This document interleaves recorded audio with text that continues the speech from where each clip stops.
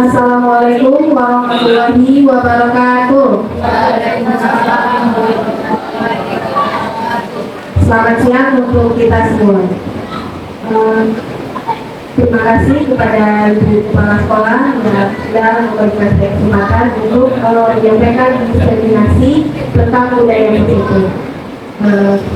Alhamdulillahirrahmanirrahim, puji syukur kehadirat Allah Subhanahu wa Ta'ala yang mana pada hari ini kita masih diberikan nikmat kesehatan sehingga kita masih bisa melakukan kegiatan rutin KKD kita pada hari ini. Salawat beserta salam tidak lupa pula kita hadiahkan buat arwah junjungan kita yang punya Nabi besar Muhammad Shallallahu Alaihi Wasallam dengan ucapan Allahumma sholli ala Sayyidina Muhammad wa ala ali Sayyidina Muhammad. Yang saya hormati Ibu Kepala Sekolah SD Negeri 112 Pekanbaru, Ibu Hajar Rodia Jasmine. Yang saya hormati Bapak Ibu beserta staf SD Negeri 112 Pekanbaru yang pada siang hari ini sudah menyempatkan waktunya, meluangkan waktunya untuk sama-sama hadir dalam acara pertemuan kita kali ini. Yaitu tentunya tentang diseminasi, penyebaran pemahaman dan penerapan pengalaman budaya positif. Saya langsung saja ya Bapak Ibu, karena dari tadi pagi kita sudah sama-sama lelah dengan kegiatan kita mulai dari jam 7 pagi tadi. Sebelum saya lanjut ke materi, saya ingin mengajak Bapak Ibu sekalian untuk melakukan stretching terlebih dahulu. Untuk itu saya mohon kepada Bapak Ibu untuk sama-sama berdiri.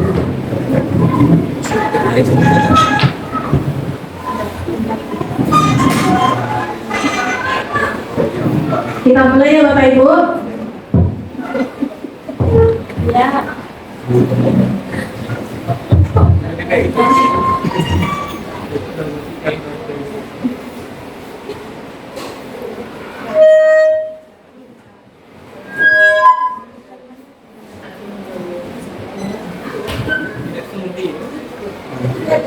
Iya kan barang subi itu lah.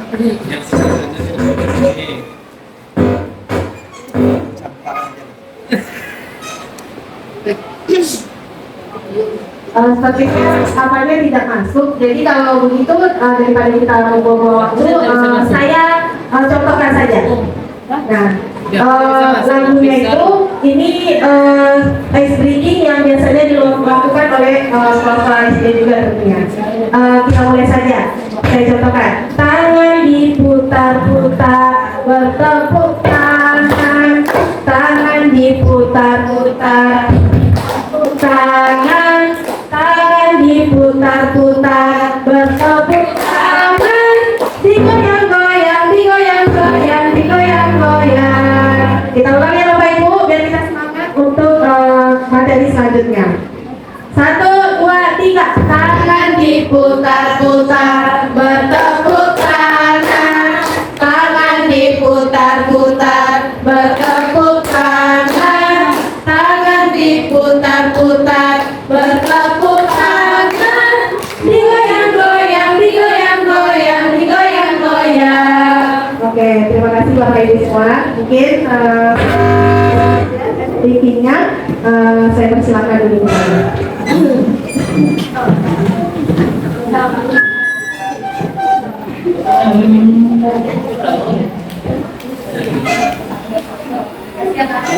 Terima kasih Pak Uki, Pak Yasin.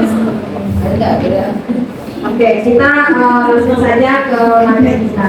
Sebelum saya membahas budaya positif, saya ingin mengulang kembali materi yang pernah kami dapatkan mulai dari modul 1.1, yaitu filosofi Ki Hajar Dewantara. Di mana dalam filosofi Ki Hajar Dewantara ini, pendidikan itu adalah menuntut segala kodrat yang ada pada anak. Yaitu ada dua, kodrat alam dan kodrat zaman, agar mereka mencapai keselamatan dan kebahagiaan yang setinggi-tingginya. Nah, pada pendidikan menurut filosofi Ki Hajar Dewantara ini, pendidikan itu haruslah berpihak kepada murid sesuai dengan minat, bakat, dan kemampuan anak. Nah, dalam pendidikan itu kita mengenal ada dua hal. Yang pertama, pendidikan yang berpusat kepada murid. Yang kedua adalah pendidikan yang berpusat kepada guru. Nah, dalam kurikulum merdeka ini yang akan kita tekankan itu adalah pendidikan yang berpusat kepada murid. Nah, di mana dalam pendidikan yang berpusat kepada murid ini kita memang menggali dan mengasah minat dan kemampuan anak. Dengan tentunya kita tidak berpatokan kepada nilai. Yang kita tengok itu bukan hasilnya, namun prosesnya itulah yang kita nilai. Itulah yang disebut dalam kurikulum merdeka. Nah, di sini tugas kita guru hanyalah mendukung tumbuh dan berkembangnya minat, bakat dan kemampuan anak tersebut. Nah, sehingga muncullah slogan atau kata-kata guru itu tugasnya menuntut, bukanlah menuntut. Nah, kita lanjut. Nah, dari pernyataan Ki Hajar Dewantara tersebut, maka seorang guru harus mempunyai nilai dalam menjalankan perannya agar dapat dan mampu menuntut tumbuh dan berkembangnya minat, bakat dan kemampuan murid melalui pengajaran yang berpusat kepada murid. Nah, lalu untuk mewujudkan suatu perubahan, tentunya guru itu harus memiliki sebuah visi. Nah, ternyata yang mempunyai visi itu bukan hanya sekolah, namun kita guru itu untuk memimpin pembelajaran di dalam kelas, kita juga harus bisa mempunyai visi. Nah, namun visi kita itu nantinya harus berhubungan juga dengan visi yang ada di sekolah kita. Tidak boleh juga kita membuat visi tersendiri di luar dari visi yang ada di sekolah. Nah, agar dalam pencapaian tersebut terarah dan lebih jelas, itulah guna dari visi tersebut. Maka dari itu diperlukan langkah-langkah yang tepat. Nah, visi juga akan terwujud apabila terjalin kerjasama yang baik antar semua warga sekolah. Dalam hal ini yang ditekankan adalah nilai kolaboratif antara kita sesama rekan guru, baik itu guru mata pelajaran, guru kelas maupun yang tenaga pendidikan di sekolah kita dan semua warga yang ada di sekolah kita. Semua itu terlibat dalam mencapai visi yang ada di sekolah kita. Nah, maka untuk mewujudkan visi diperlukan langkah metode yang konkret, menggunakan metode inquiry apresiasi dengan metode tahapan bakya. Bakya itu adalah buat pertanyaan, ambil pelajaran, gali mimpi, jalankan rencana dan atur eksekusi. Nah, setelah melakukan penerapan tahapan bakya yang tadi sudah saya jelaskan sebelumnya, maka akan timbul kebiasaan positif yang kita kenal dengan budaya positif. Nah, dengan adanya budaya positif akan timbul rasa aman dan nyaman dalam diri peserta didik dalam proses pembelajaran. Dan pada akhirnya murid akan terdorong untuk mampu berpikir, bertindak, dan mencipta sebagai proses memerdekakan dirinya sehingga murid lebih mandiri dan bertanggung jawab. Jadi poin inti yang kita tuju di sini adalah kita membuat murid itu lebih mandiri dan bisa bertanggung jawab terhadap apapun yang akan dilakukannya, termasuk terhadap kehidupan mereka ke depannya. Terutama kita ini kita adalah dasar, pembentukan dasar bagi peserta didik. Nah, dalam budaya positif ini ada beberapa hal yang akan saya coba bagikan kepada Bapak Ibu semua. Intinya perubahan paradigma belajar, disiplin positif, nilai-nilai kebajikan, kebutuhan dasar manusia, motivasi perilaku, posisi kontrol guru, keyakinan kelas, dan segitiga restitusi. Nah, kita mulai ke yang pertama, pembelajaran dengan paradigma baru. Nah, dalam pembelajaran paradigma baru ini, sebelumnya kita juga sudah pernah mendengarkan penjelasan dari pemateri kita dari Bu Armalina, kalau saya tidak salah, itu tentang pembelajaran dan diferensiasi. Nah, saya yakin kita semua di sekolah ini sudah melakukan pembelajaran dan diferensiasi. Artinya apa? Kita melakukan satu metode pembelajaran itu tidak monoton. Kita melakukan berbagai variasi metode, dan dalam menyampaikan pembelajaran itu kita tidak memandang hanya dari satu saja. Misalnya yang kita sampaikan hanya adalah untuk yang audio, ya, seperti itu. Tapi kita mencoba bagaimana di dalam kelas itu akan muncul pembelajaran berdiferensiasi yang bisa ke semua anak memahami, meskipun itu dia audio, visual maupun kinestetik. Nah, itulah yang pembelajaran berdiferensiasi. Nah, tujuannya adalah agar pembelajaran yang kita lakukan itu sesuai dengan kebutuhan murid berdasarkan tahap perkembangannya yang sesuai dengan teori psikologi modern untuk mewujudkan profil belajar Pancasila. Nah, sekarang saya ingin mengajak Bapak Ibu untuk berpikir sedikit. Nah, di sini saya mengilustrasikan seperti ini. Sekarang coba sama-sama kita pikirkan, kita memiliki satu hal di dalam diri kita. Kita punya satu hal. Hal tersebut sangat penting untuk hidup kita, sangat penting untuk diri kita. Nah, sekarang coba hal yang penting bagi Bapak Ibu itu, coba Bapak Ibu genggam di dalam genggaman Bapak Ibu semua. Kita genggam, lalu saat kita sudah menggenggam erat hal yang berharga ini, lalu tiba-tiba ada seseorang yang ingin membuka kepalan tangan Bapak Ibu. Kira-kira apa yang akan Bapak Ibu lakukan? Apakah Bapak Ibu akan membuka kepalan tangan tersebut atau tidak? Bayangkan yang kita genggam ini adalah hal yang penting bagi hidup kita, hal yang berharga untuk kita. Kira-kira Bapak Ibu akan membuka atau tidak? Tidak. Saya boleh bertanya Bu, kenapa kira-kira Ibu Ana tidak mau membuka kepala tangan tersebut? Ya, karena berharga bagi Ibu Ana. Oke, itu menurut versi Ibu Ana. Kira-kira ada yang akan membuka? Ada. Ada. Ya, kenapa Bu Iza? Karena kalau orang buku yang punya kita tuh apa kesalahannya kita kasihin dia kebagi. Oke, Kak Iza, oke. Kak Iza, Bu Iza akan membuka ketika itu akan dibuka oleh orang lain. Nah, saya tidak akan menyalahkan atau membenarkan pernyataan dari Wana maupun Iza. Kenapa? Karena kita balik ke dalam pertanyaan yang kedua.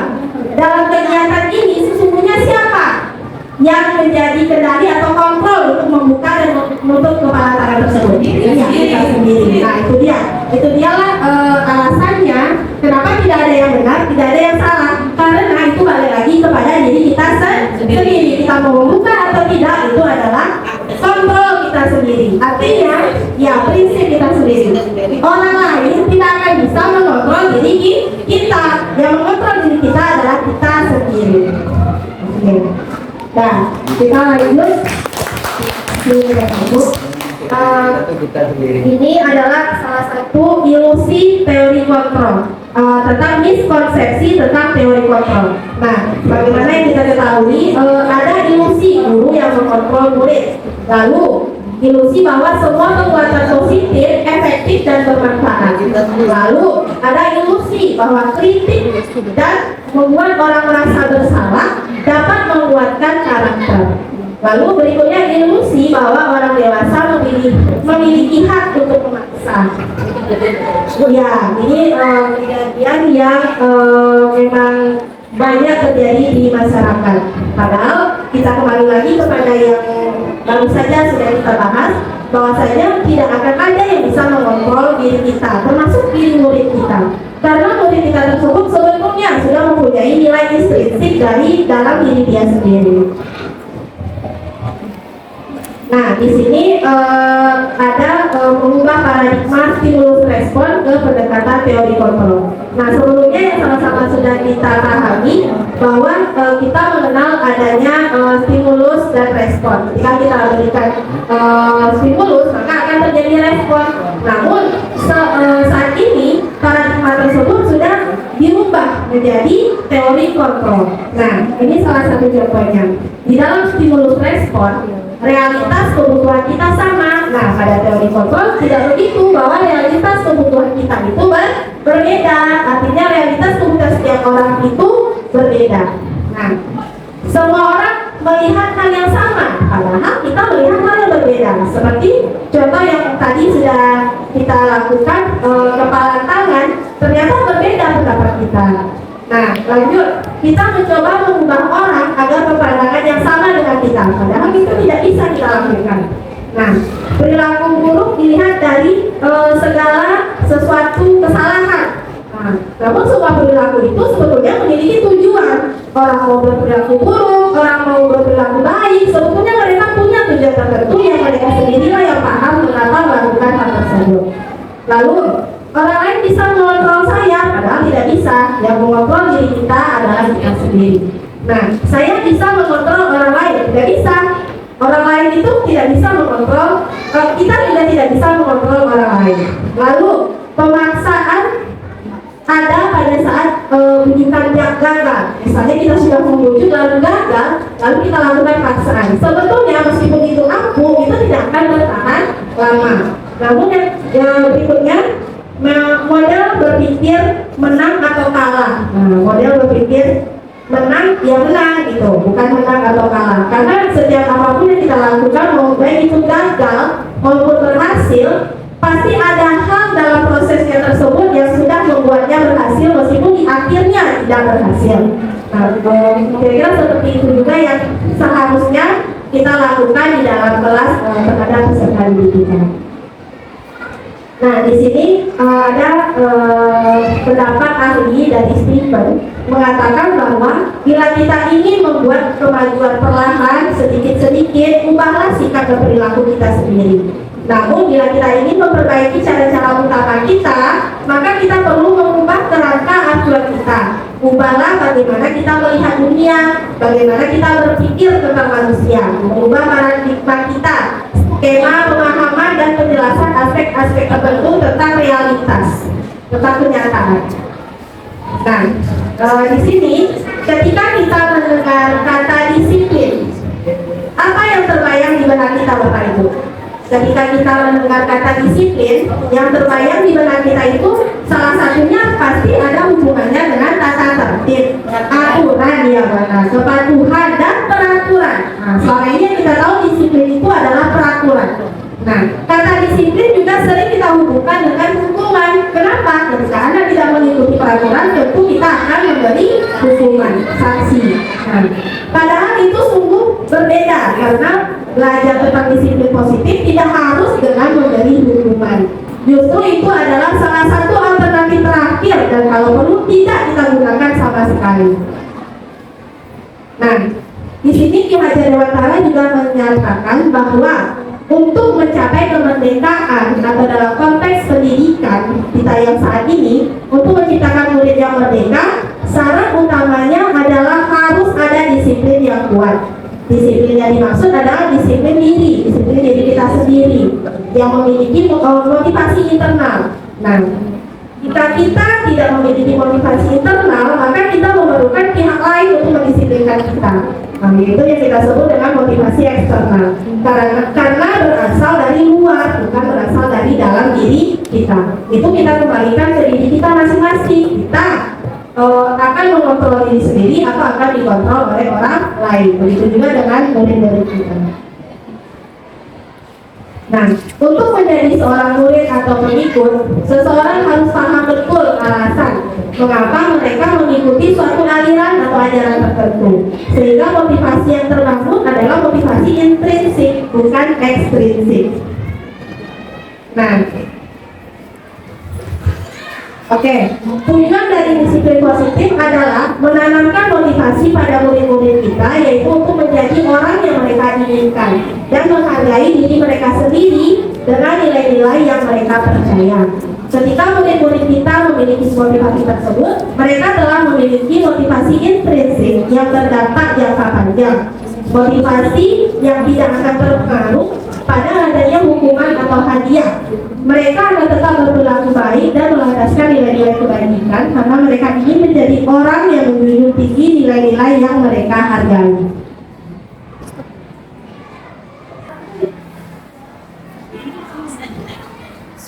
Oke, nah kita masuk ke yang kedua, yaitu nilai-nilai kebajikan. Nah, apa itu nilai-nilai kebajikan?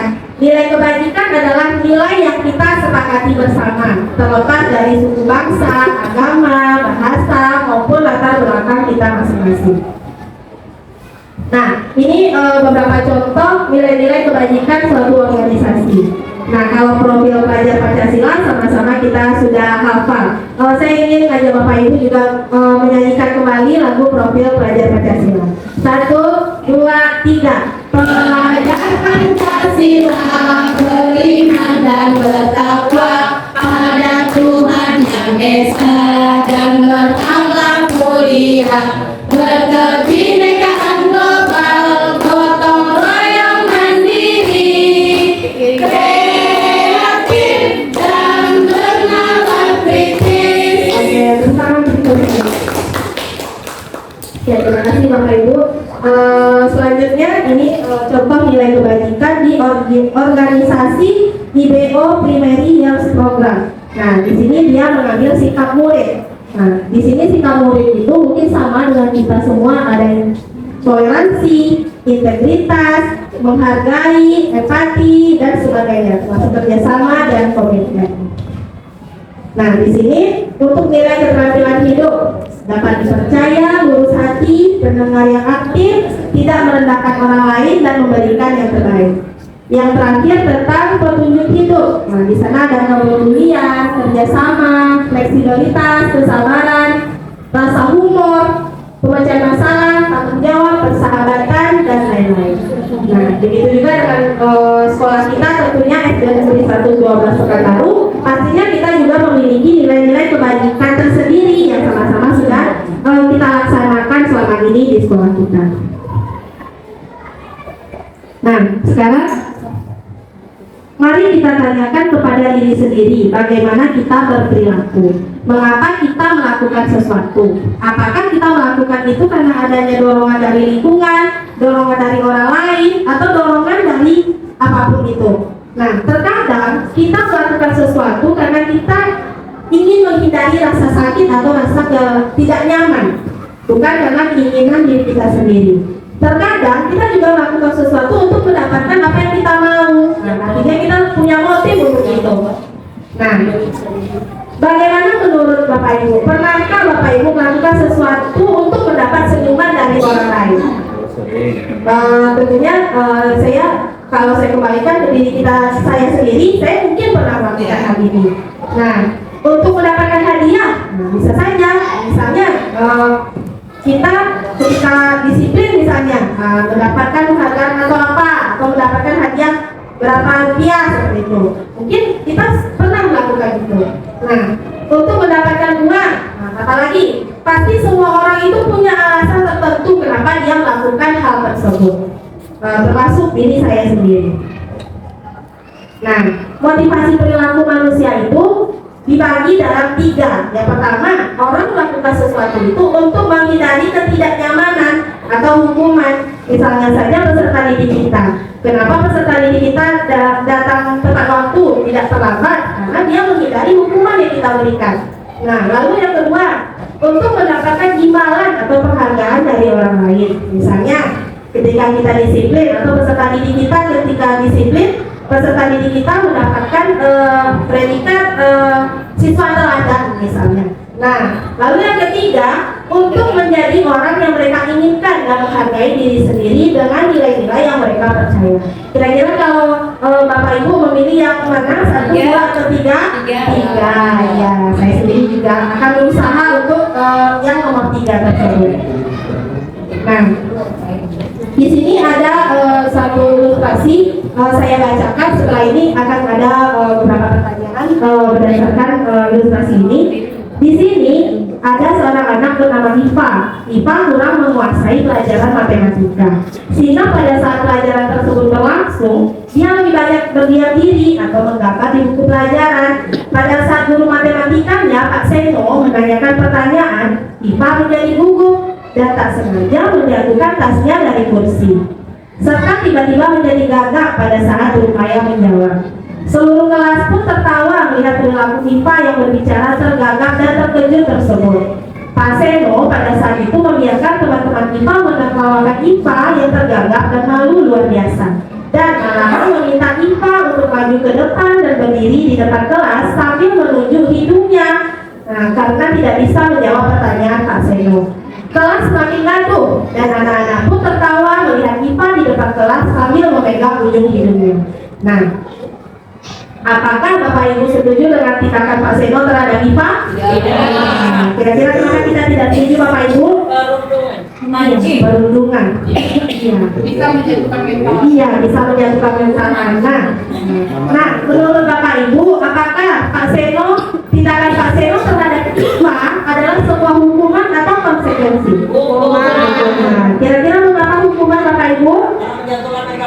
Karena menjatuhkan mental lawan atau menjatuhkan mental anak, atau membuat dia semakin makin memiliki rasa tidak percaya diri dalam dirinya.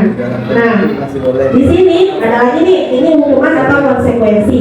Mencatat 100 kali di dalam buku kalimat saya tidak akan terlambat karena terlambat ke sekolah. Saya sendiri sebetulnya pernah melakukan ini ya, ketika saya pernah jadi korban seperti ini ketika saya SD. Gitu. Nah, kira-kira ini hukuman atau konsekuensi? Hukuman. Nah, yang kedua, ya betul, hukuman. Lalu lari mengelilingi lapangan basket 2 kali karena terlambat hadir di sekolah. Hukuman. Coba kita tengok. Ya, hukuman. Nah, lalu mengganti kertas tugas teman yang telah dicoret-coret. Konsekuensi. Nah, ya, iya karena dia ada nilai tanggung jawab di sana.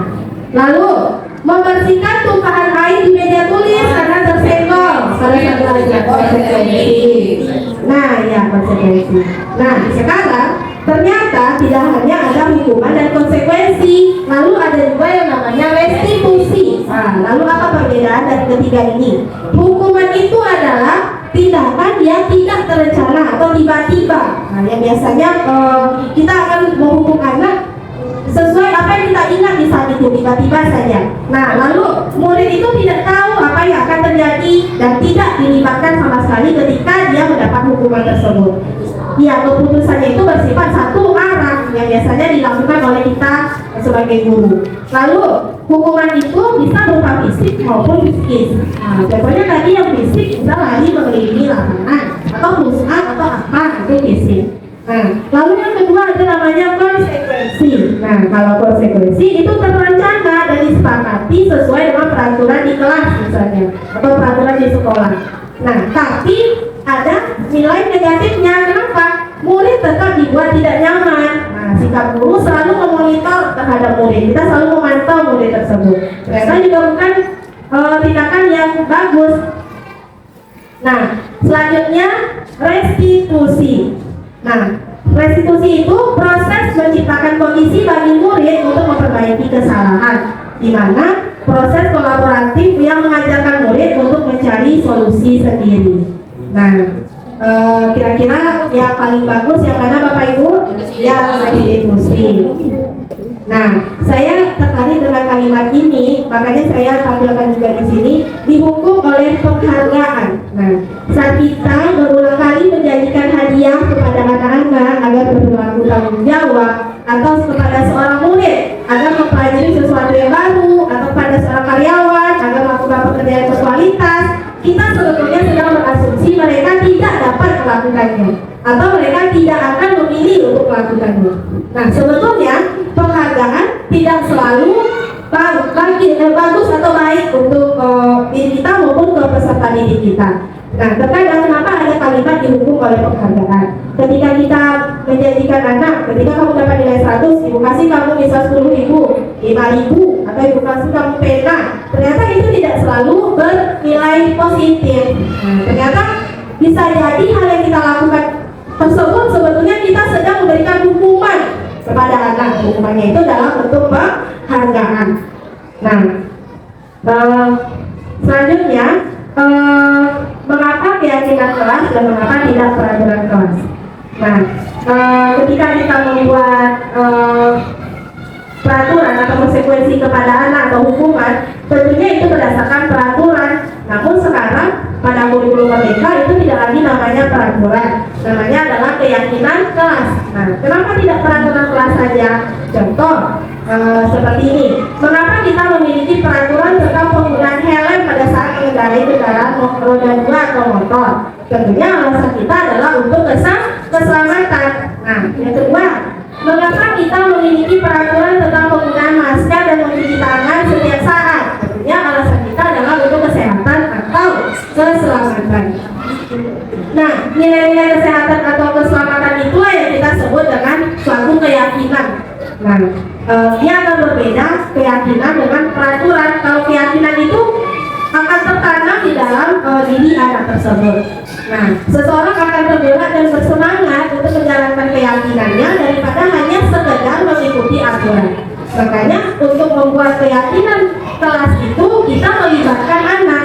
Itu adalah hasil dari mereka, hasil dari apa yang mereka inginkan.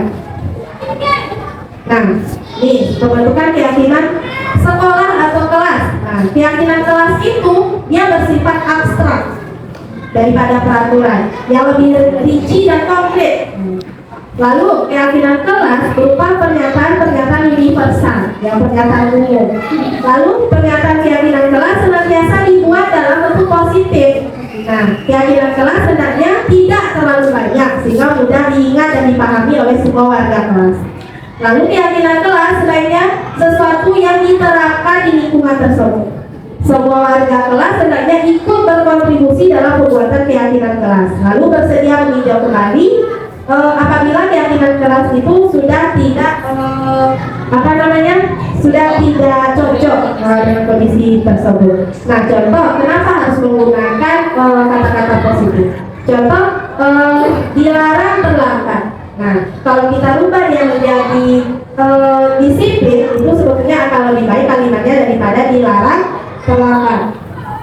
Nah, ini contoh ketika kita menanamkan nilai hormat. Nah, sebetulnya kita menghendaki datang tepat waktu, dia akan tampak seperti datang tepat waktu ketika kita membuat katanya hormat daripada tidak hormat. Nah, kalau dia tidak hormat, dia akan tampak seperti sering terlambat, sering tidak sopan, misalnya seperti itu. Nah, misalnya di dalam bekerja, nah, dia akan tampak seperti bekerja dan menyimak guru. Kalau kita buat kalimatnya negatif, dia akan tampak seperti tidak mendengarkan guru dan acuh tak acuh. Nah, misalnya ini juga sama, rasa diterima dan dimiliki itu sama saja. Nah, di sini juga dalam pendalaman keyakinan kelas ada tugas guru dan ada tugas murid. Misalnya salah satunya tugas guru mengajar dan tugas murid adalah belajar. Terus tugas guru mendidik, tugas murid mencoba. Lalu tugas guru itu, nah seperti ini, tugas guru bukan menyakiti, bukan memaksa, bukan melatihkan para murid, bukan menyediakan makanan dan sebagainya. Itu bukan tugas kita. Siapa yang melakukan? Murid itu sendiri. Nah, itulah nilai itu yang akan kita tanamkan kepada peserta didik kita, agar dia paham bahwa ketika selesai membaca buku di perpustakaan, dia harus mengembalikan lagi ke tempat semula. Nah, bukan karena peraturan, tapi memang karena dia tahu ketika selesai mengambil sesuatu harus mengembalikan lagi ke tempatnya. Nah, nilai itu yang akan kita tanamkan. Nah, kita lanjut ke kebutuhan dasar manusia. Nah, kebutuhan dasar manusia adalah segala sesuatu yang kita lakukan untuk mendapatkan apa yang kita inginkan. Nah, seluruh tindakan yang kita lakukan memiliki tujuan tertentu, dan semua usaha terbaik yang kita lakukan adalah dalam rangka kebutuhan dasar kita agar terpenuhi dengan baik. Nah, ini ada 5 kebutuhan dasar kita sebagai manusia, termasuk peserta didik kita. Kebutuhan bertahan hidup, kebutuhan rasa kasih sayang dan rasa diterima, kebutuhan penguasaan, kebebasan, dan kesenangan. Kita bahas satu persatu. Nah, kebutuhan bertahan hidup. Nah, kita bertahan hidup, contohnya makan, pakaian, tempat tinggal, keamanan, dan kesehatan. Itu adalah kebutuhan hidup, kebutuhan dasar kita sebagai manusia. Nah, selanjutnya kasih sayang dan rasa diterima. Nah, apa saja poin-poinnya? Rasa ingin diterima, rasa ingin dipedulikan, dilindungi, menjadi bagian dalam kelompok. Nah, itu kebutuhan kita sebagai manusia.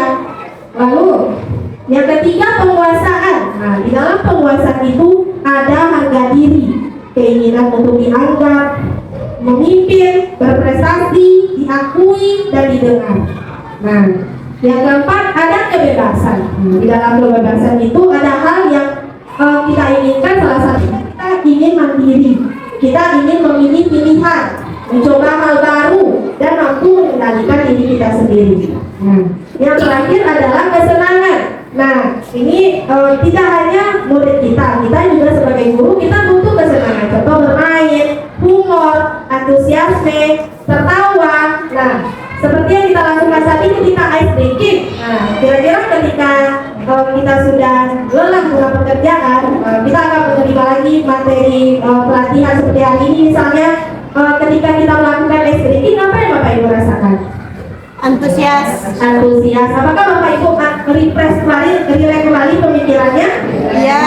Begitu juga dengan peserta didik kita di dalam kelas. Nah, saya rasa kalau di sekolah kita semua kita sudah melakukan itu. Di lapangan saja ketika pembiasaan kita juga sering melakukan itu. Nah, selanjutnya ada posisi kontrol guru. Nah, di sini kita sebagai guru itu punya 5 posisi kontrol. Kita bisa sebagai penghukum, pembuat rasa bersalah, sebagai teman, pemantau, dan manajer. Nah, kita bahas satu persatu sebagai penghukum.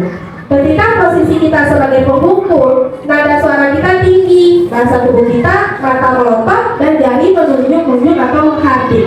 Nah, contoh kalimat yang ketika kita menjadi penghukum, patuhi aturan saya atau awas. Lalu apa lagi? Kamu selalu saja salah. Nah, yang ketiga, selalu yang terakhir selesai. Nah, ternyata ketika kita mengungkapkan kata-kata itu, kita sedang berada di posisi penghukum. Apa hasil yang didapat oleh anak? Kemungkinan murid kita marah, memendam, atau bersifat agresif. Bisa jadi sesudah kembali duduk, murid tersebut akan mencoret-coret, dari bukunya kan, meja tulisnya.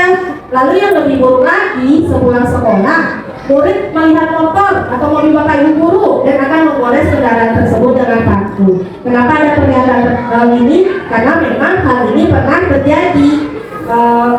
Bukan berarti di SD tidak mungkin. Kita apalagi peserta didik kita yang sudah tinggi, kelas 5 atau kelas 6 misalnya. Nah, ketika posisi kontrol kita adalah membuat merasa bersalah. Nah, ketika ini nada suara kita sebetulnya memelas, halus, sedih. Bahasa tubuh kita mendekati anak, tetapi kita lesu.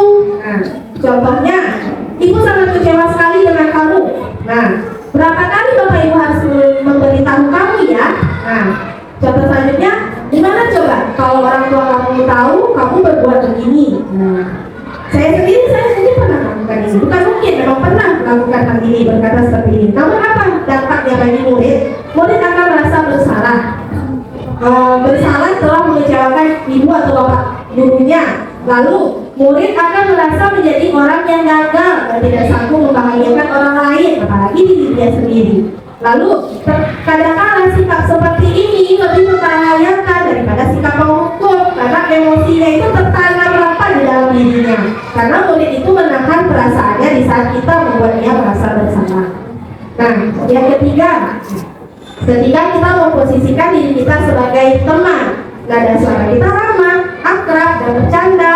Bahasa tubuh kita itu kita mendekat kepada murid, mata kita dan senyum kita itu jenaka. Nah, lalu contoh misalnya, ayo bantulah di bapak ya. Nah, apalagi contohnya, ayo ingat tidak bantuan bapak selama ini. Nah, yang ketiga, ya sudah, kali ini tidak apa-apa, nanti ibu bantu bereskan.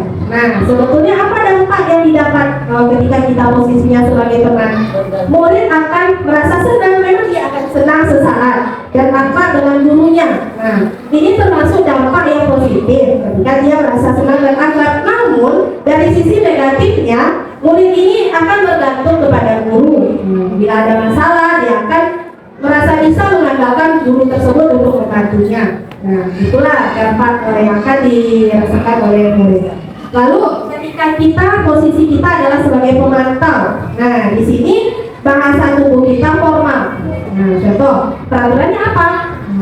Apa yang telah kamu lakukan? Nah, lalu yang ketiga, sanksi atau konsekuensinya apa? Nah, lalu apa hasil yang didapat murid?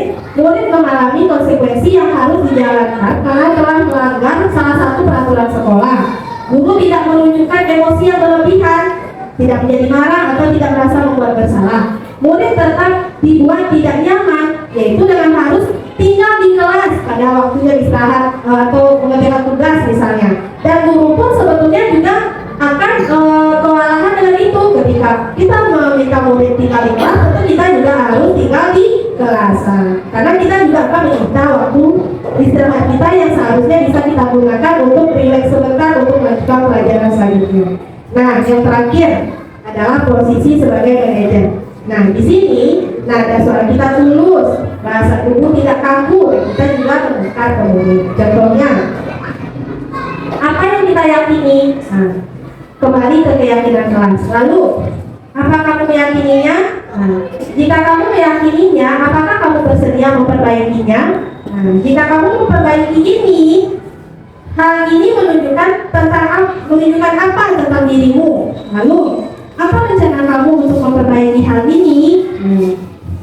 Pada posisi manajer ini, suara kita itu diharapkan tulus, tidak perlu marah, tidak perlu meninggikan suara, apalagi menunjukkan jari kita ke murid, berkaca pinggang atau bersikap seolah-olah menyesal, karena sedih sekali dari perbuatan murid ataupun bersedang gurau menempatkan diri sebagai teman murid.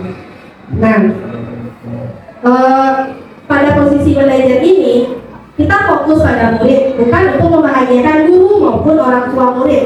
Murid sudah mengetahui adanya suatu masalah dan sesuatu perlu terjadi. Bila guru mengambil posisi sebagai pemantau, guru akan melihat apa konsekuensinya, apa peraturannya.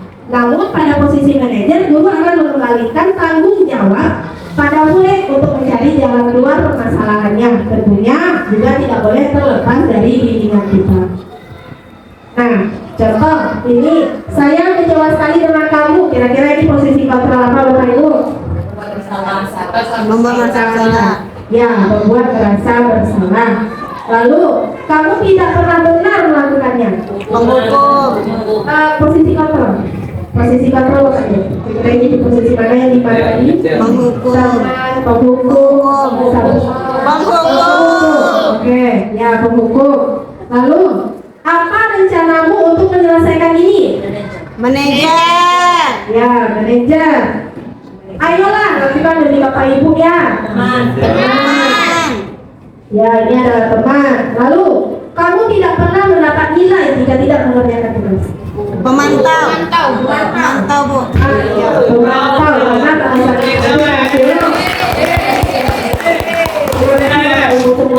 Karena biasa jawabannya. Dan oke, nah untuk menjalankan posisi dari kelima posisi kontrol tersebut, kira-kira mana posisi kontrol yang paling bagus menurut Bapak Ibu? Untuk menjalankan posisi kita sebagai manajer itu, kita harus melakukannya dengan menggunakan metode segitiga restitusi. Apa itu segitiga restitusi? Suatu proses dialog yang dijalankan oleh guru agar dapat menghasilkan murid yang mandiri dan bertanggung jawab. Nah, segitiga restitusi itu ada 3 tahapan: menstabilkan identitas, validasi tindakan yang salah, dan menanyakan keyakinan. Nah, dalam menstabilkan identitas, menstabilkan identitas itu adalah sebuah berdasarkan kita melakukan langkah menstabilkan identitas itu berdasarkan prinsip membuat kesalahan adalah bagian dari proses pembelajaran. Contoh kalimat yang bisa kita gunakan: berbuat salah itu tidak apa-apa, tidak ada manusia yang sempurna. Saya juga pernah melakukan kesalahan seperti itu. Kita bisa menyelesaikan ini. Bapak Ibu tidak tertarik mencari siapa yang salah, tapi Bapak Ibu ingin mencari solusi dari permasalahan ini. Nah, kamu berhak merasa begitu. Lalu yang terakhir, apakah kamu sedang menjadi teman yang baik buat dirimu sendiri? Ini beberapa contoh saja. Kita juga bisa menggunakan bahasa lain sesuai dengan kebutuhan kita. Nah, posisi langkah yang kedua adalah validasi tindakan yang salah. Nah, kita melakukan ini berdasarkan prinsip setiap perilaku berupaya memenuhi suatu kebutuhan tertentu. Kalimat yang bisa kita gunakan, padahal kamu bisa melakukan yang lebih buruk dari ini. Apalagi, kamu pasti punya alasan mengapa melakukan hal itu. Nah, kamu patut bangga pada dirimu sendiri karena kamu telah melindungi sesuatu yang penting buat kamu. Lalu yang terakhir, kamu boleh mempertahankan sikap itu, tapi kamu harus menambah sikap yang baru. Nah, itu beberapa contoh saja. Nah, yang ketiga adalah menanyakan keyakinan. Menanyakan keyakinan ini kita buat berdasarkan prinsip teori kontrol, bahwa pada dasarnya kita termotivasi secara intrinsik dari dalam diri kita sendiri. Nah, kata-kata yang bisa kita gunakan: apa yang kita percaya sebagai kelas atau keluarga?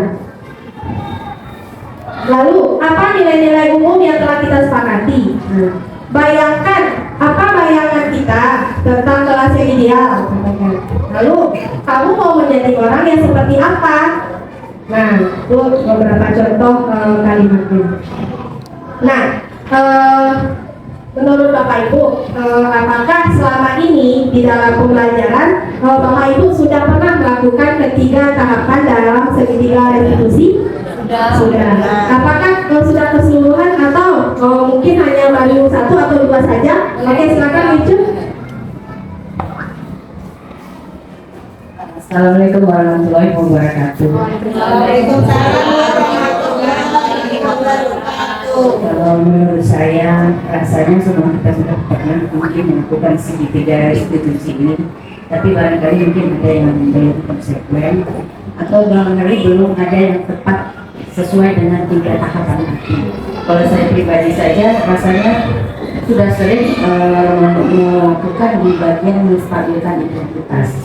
Seperti bertanya kan, tiap manusia itu tidak luput dari kesalahan. Ketika anak-anak bikin salah, kita sering mengucapkan itu.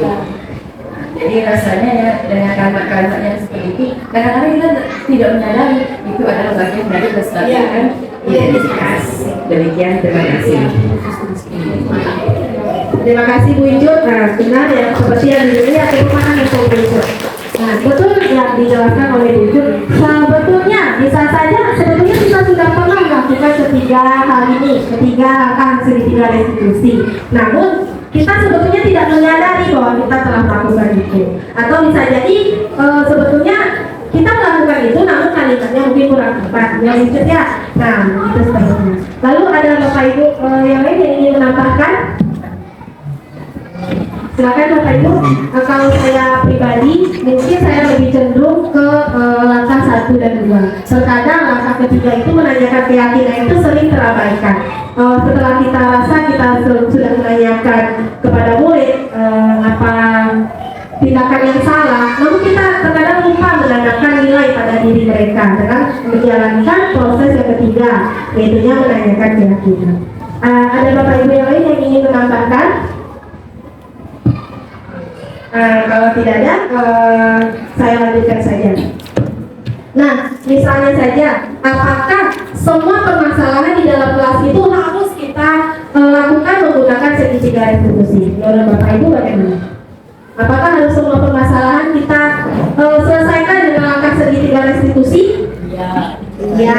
Oke. Nah, sebetulnya ada beberapa permasalahan sederhana yang sebetulnya kalau kita menggunakan langkah segitiga restitusi itu sebetulnya malah membuang-buang waktu.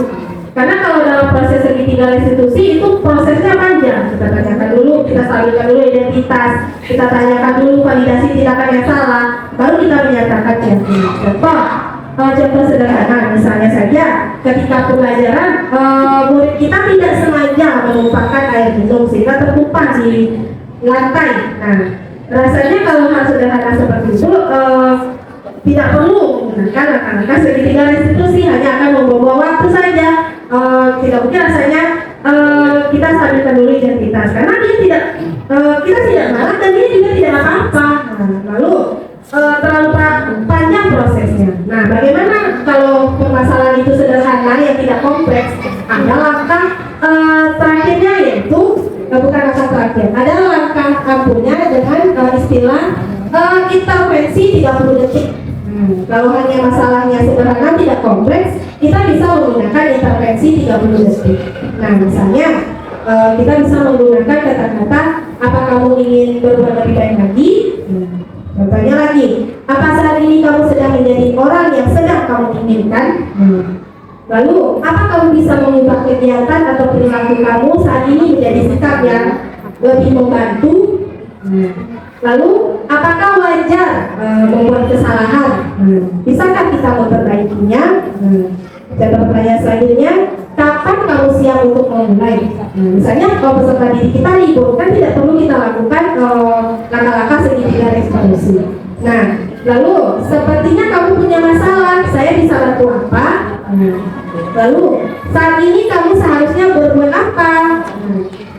Apa yang bisa saya bantu agar kamu bisa melakukannya.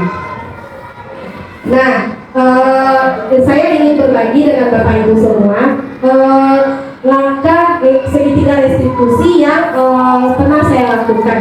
Nah, sebetulnya ini belum sempurna karena saya baru mencoba sekali ini, dan itu pun karena tuntutan tugas demonstrasi kontekstual yang di dalam tugas tersebut saya harus mempraktikkan segitiga restitusi ini.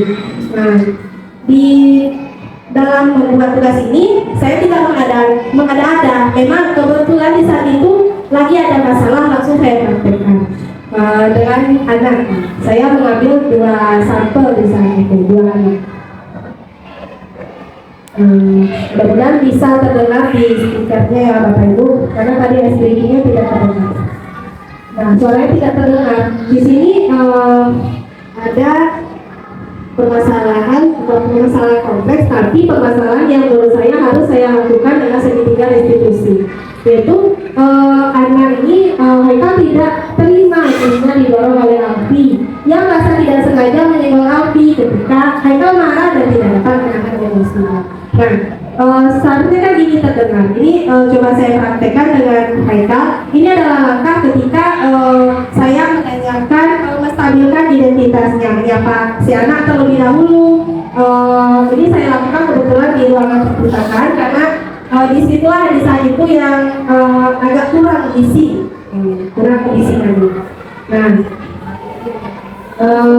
ini ketika saya menstabilkan identitas. Nah, cuma suaranya tidak terdengar. Kalau pakai ini tidak terdengar suaranya. Sudah 100. Apakah terhubung ke sini saya juga tidak tahu. Nah, yang ini adalah proses ketika saya memvalidasi tindakan yang salah. Ketika itu saya bertanya kepada anak, tadi Haikal melakukan apa? Saya tanyakan itu. Lalu saya tanyakan di validasi tindakan yang salah itu, di situ kan kita harus memberikan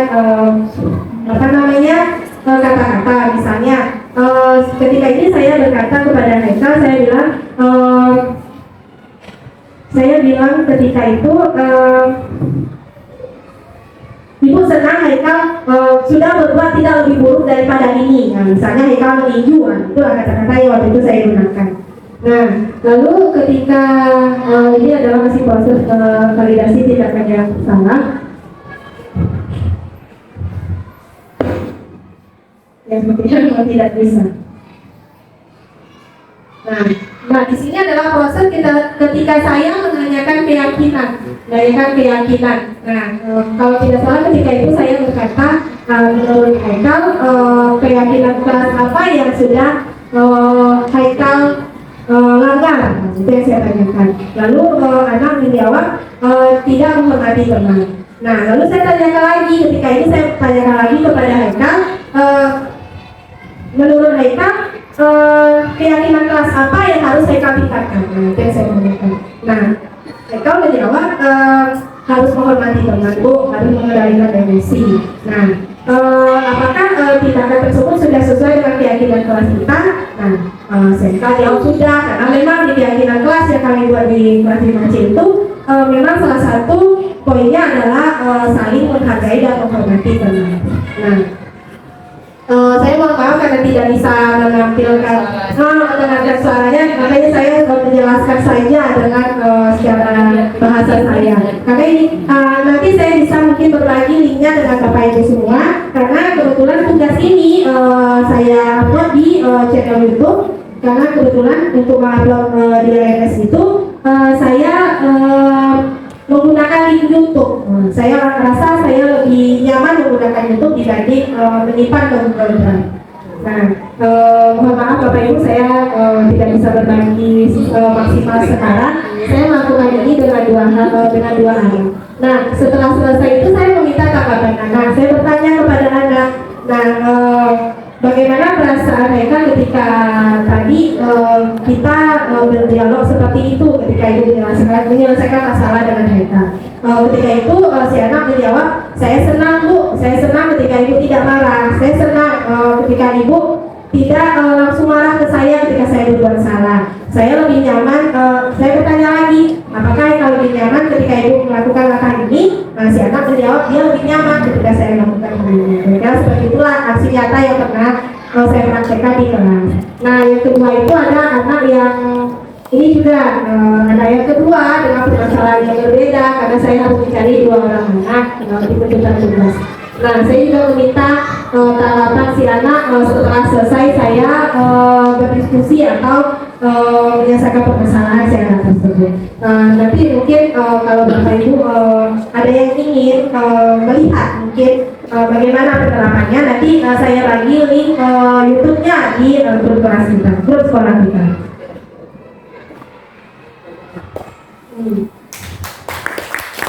Terima kasih Bapak Ibu.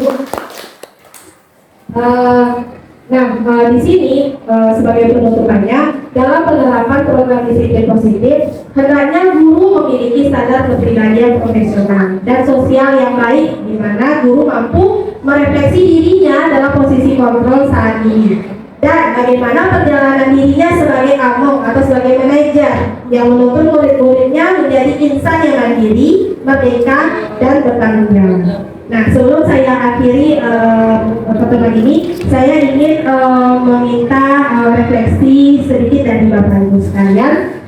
Menurut Bapak Ibu, hal-hal yang saya sampaikan tadi,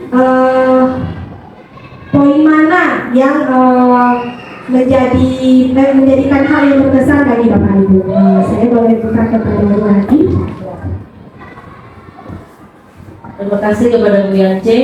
Berdasarkan pemaparan dari awal hingga akhir ini, secara pribadi saya mengambil kesimpulan hal yang paling berkesan di saya pribadi, yaitu bagaimana cara kita mengulik permasalahan anak jika anak sedang bermasalah, dan bagaimana kita mengulik juga keterangan dari si anak tanpa mengejek anak. Kemudian menguliknya ini kita tanpa merendahkan harga diri maupun jati diri anak, sehingga kita mampu menerapkan setiap tahapan yang termasuk dalam segitiga restitusi tadi, sehingga anak pun secara sadar bahwa kelakuan permasalahan yang dia sebabkan itu ternyata tidak dibenarkan, dan karena mereka sudah sadar perilaku yang mereka lakukan itu tidak benar, otomatis dia ini tidak merasa anak disudutkan, anak tidak merasa tidak merasa dihakimi, tidak disudutkan. Jadi si anak ada secara sadar dan mengakui kesalahannya, dan itu pun kita juga membantu si anak untuk mengambil keputusan perbuatan apa sih agar tidak mengulangi hal seperti itu lagi.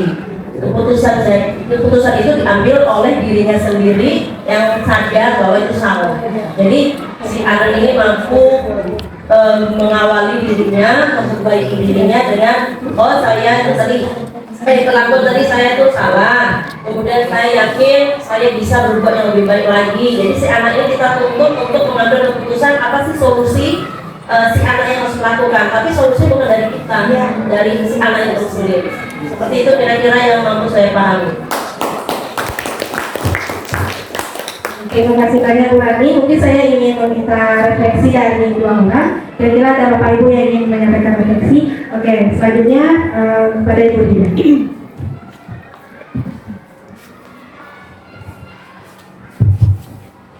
Terima kasih Bu Yance. Dari pemaparan Bu Yance dari awal sampai akhir ini memberikan paparan ke saya khususnya guru kelas 1, yang mana tadi ada 3 hukuman, konsekuensi, dan restitusi.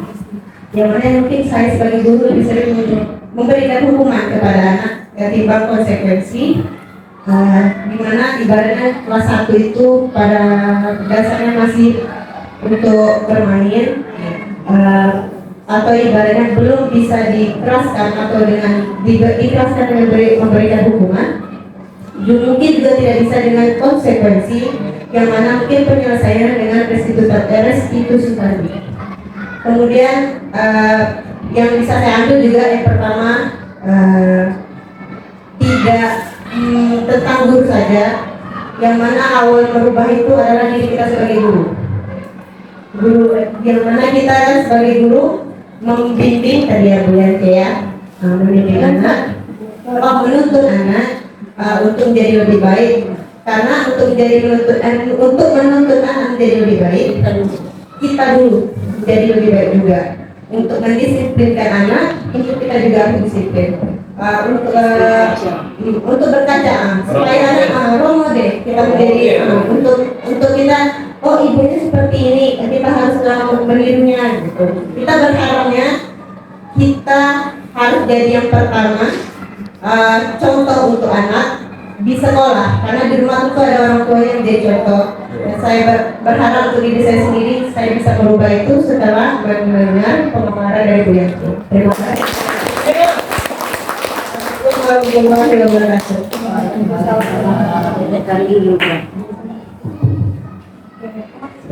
Terima kasih kepada Bu Dinda dan Bu Lani. Alhamdulillah ketika ada hal yang saya sampaikan, dan alhamdulillah ketika hal tersebut bisa bermanfaat untuk kita semua, saya sangat senang sekali. Artinya ketika saya berdiri di sini lebih kurang 1 jam, itu ada memiliki manfaat untuk teman-teman rekan-rekan semua di sekolah saya. Terima kasih banyak Bapak Ibu sekalian. Baiklah, untuk menutupi diseminasi kita hari ini, sebelum pulang, mari kita ice breaking lagi terlebih dahulu. Oke, saya persilakan Bapak Ibu untuk berdiri.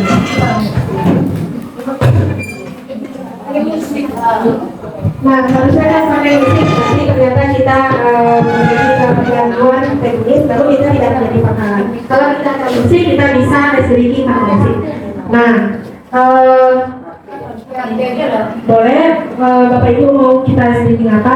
Sambil tunggu mungkin kita ice breaking yang Marina, Mario yang seperti pernah kita lakukan. Nah, kalau Marina seperti ini, kalau Mario begini, Mario kan laki-laki. Nah, menari di atas menara. Nah, kita coba. 1, 2, 3. Marina menari di atas menara, di atas menara. Marina menari, Mario menari di atas menara. Marina, Mario menari, Marina, Marina, Mario, Marina menari di atas menara. Marina, Mario. Saya sendiri tidak fokus. Oke, ini sudah musiknya meskipun tidak ngerti atau tidak apa-apa. Biar kita semangat kembali untuk sebelum pulang terima kasih.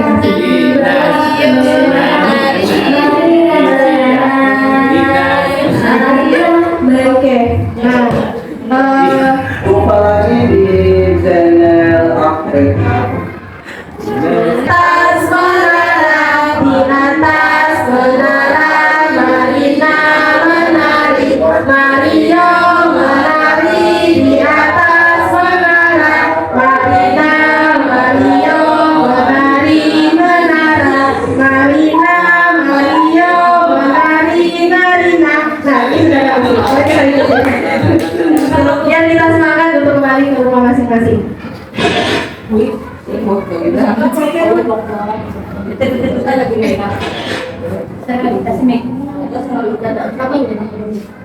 Berarti gini.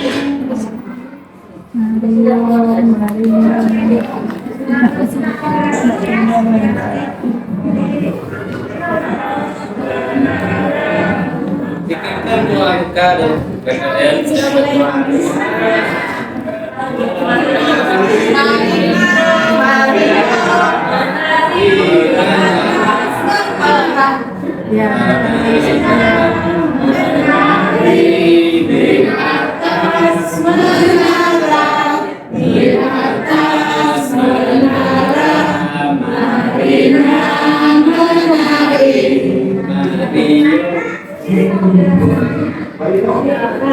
Pasangannya tadi Mario. Kita terakhir. Dan 1, 2, 3. Marina menari di atas menara, di atas menara. Marina menari, Mario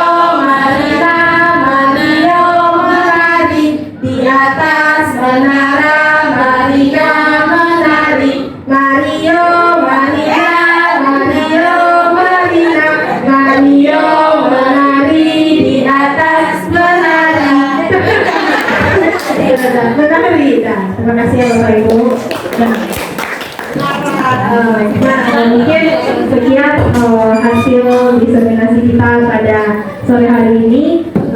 Saya akhiri dengan sebelumnya saya ucapkan terima kasih banyak kepada Bapak Ibu yang sudah antusias dalam kegiatan diseminasi kita pada siang hari ini. Terima kasih banyak Bapak Ibu, semoga apa yang saya sampaikan tadi bisa bermanfaat untuk kita semua, terutama diri saya sendiri. Dan saya juga berterima kasih atas kesempatan yang sudah diberikan kepada saya. Terlepas dari segala kesalahan dan kekurangan saya ucapkan wabillahi taufiq wal hidayah. Wassalamualaikum warahmatullahi wabarakatuh.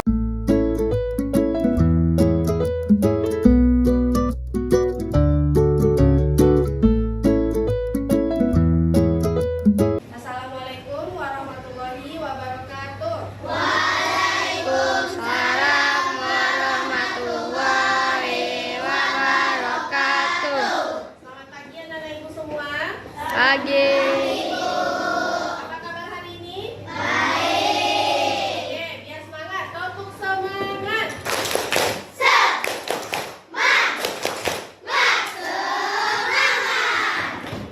Baiklah, anak-anak ibu sekalian, hari ini kita akan membuat keyakinan kelas. Ada yang pernah dengar keyakinan kelas? Keyakinan kelas. Sudah dengar sebelumnya? Belum? Oke.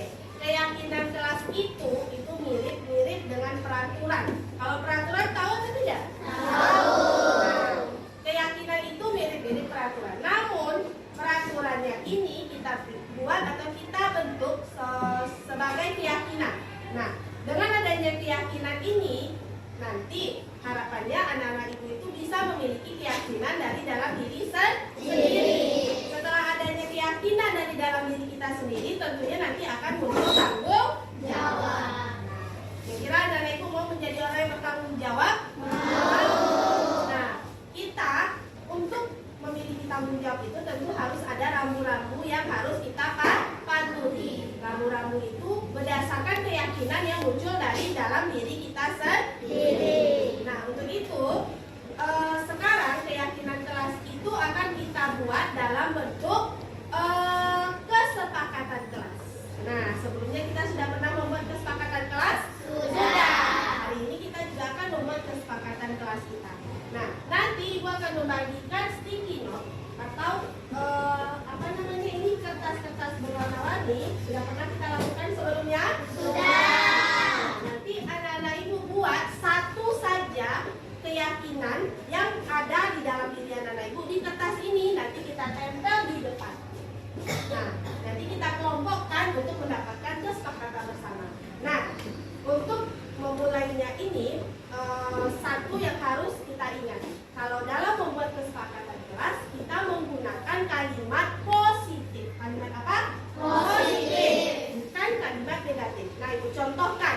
Misalnya nih, kita sepakat bahwa di dalam kelas itu tidak boleh mencontek. Betul? Sepakat atau tidak? Sepakat. Tapi kata-katanya itu bukan kalimat negatif. Jangan menggunakan kata tidak boleh. Kita ganti. Kalau tidak boleh mencontek itu apa contohnya? Kalau tidak boleh mencontek, misalnya contohnya itu adalah jujur. Nah, mana yang lebih enak kalimatnya, tidak boleh mencontek atau jujur? Jujur.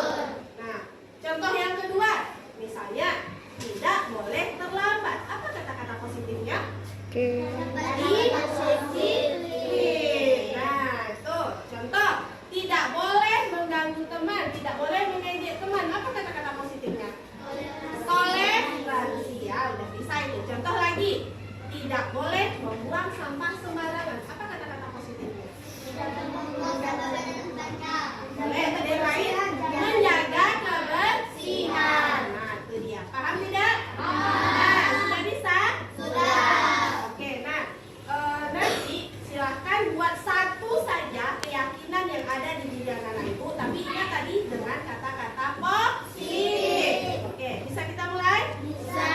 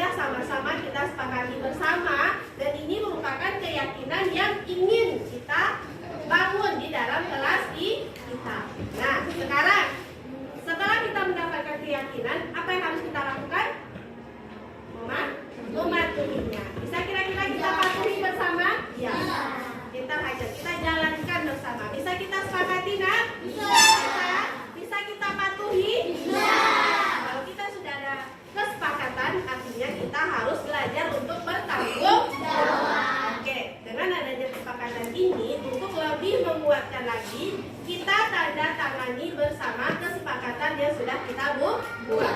Oke?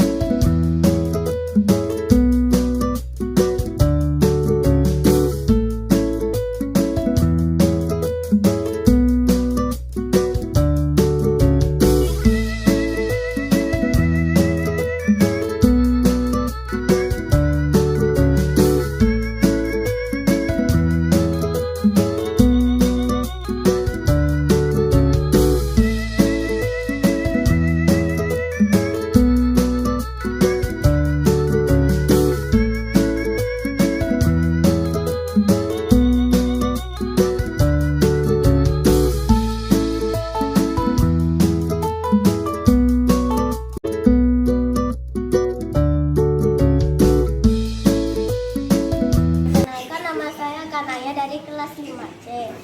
Perkenalkan nama saya Caca dari kelas 5C. Perkenalkan nama saya Gizi dari kelas 5C. Perkenalkan nama saya Naomi dari kelas 5C. Perkenalkan nama saya Akbar dari kelas 5C.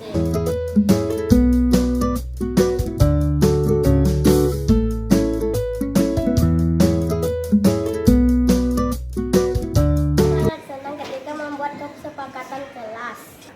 Senang. Perasaan saya sangat senang dan gembira. Perasaan saya sangat bahagia. Perasaan saya senang.